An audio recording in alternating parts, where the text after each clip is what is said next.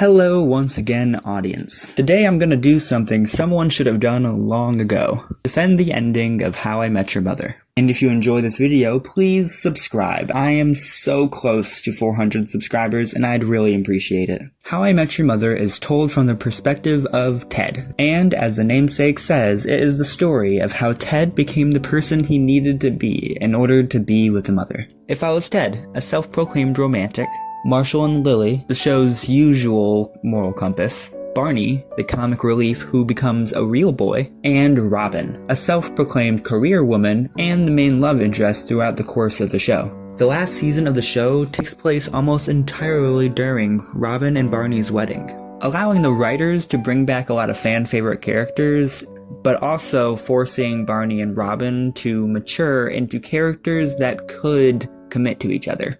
Additionally, we get to see the mother throughout this season, interacting and meeting each of the other main members of the cast. So where are the problems? For many fans, it's those last two episodes. We see Ted and the mother share some sweet moments over the years, as well as where the gang ends up. But there are three events that are very hard for audiences to swallow. Number 1, we find out Robin and Barney have gotten divorced. Number 2, the mother passing away. That one's obvious, obviously that's hard to accept. Number 3, Ted and Robin reconnecting and assumedly get back together. Also, this is the closing scene of the show. I believe all three of these have the same fundamental problem: pacing.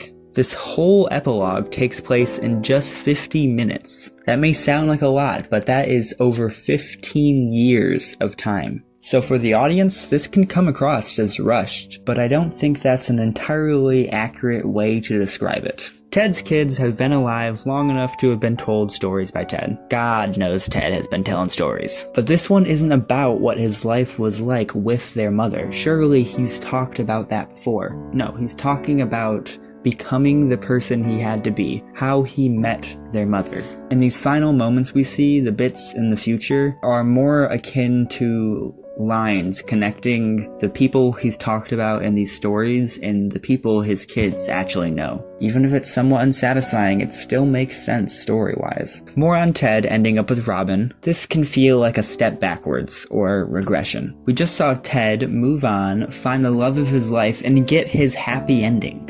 But that's not the end of his story. Ted finds that love, but he loses her too. As a piece of the story, it's something that we should accept. Also, for reference, the mother dies this year, 2024. 6 years pass and Ted has processed her death, finishing that process off by telling this story to his children. Turning to Robin, she reached her dreams. She covered news across the world, and she had her face on buses, and she was proud of her accomplishments too. After all of that, she wants to reconnect with her old friends, including Ted, and seemingly she is dating again as well, as seen by the dogs in her apartment. All of this is to say, Robin and Ted don't get randomly shoved together.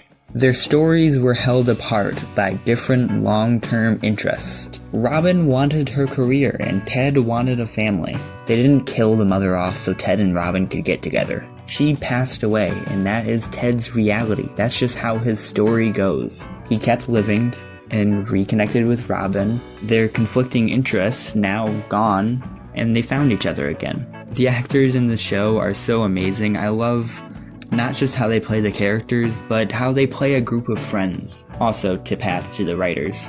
I hope you have enjoyed, and I hope you have a new appreciation for the ending of this show.